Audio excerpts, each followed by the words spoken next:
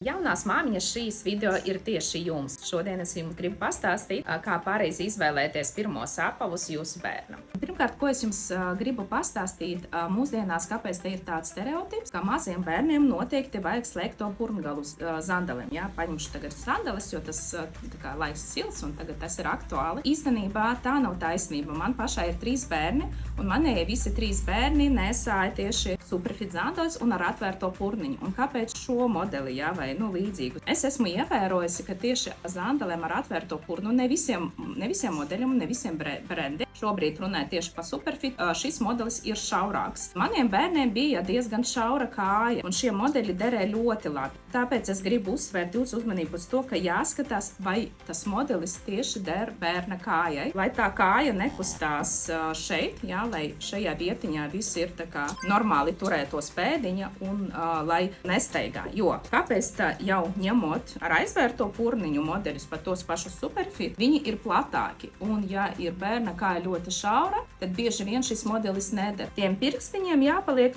tā kā šeit priekšā, jā. Šeit paliek kaut kādi 5-7 mm zandalē, tā rezervīte. Un normāli staigājot bērns pat šitā staigā. Ja viņš nedaudz, teiksim, pret sienu, tā kaut kā, vai, nezinu, pagriežoties, to pirkstu var traumēt tikai, kad vai viņš rāpo pa asfaltu, jā, un tad tas pirksts var traumēties, kaut gan manēji arī rāpoja un netraumējās nemaz tas pirksts. Tāpēc būtiski, lai tās zandalas tiešām ļoti labi sēž un turās kājiņā, lai tā pēdiņa ir vietā, tā kā normāli kājiņā. Un jau to variantu, vai tas ir slēgtais purngaliņš vai atvērtais, tas nav tik nozīmīgi.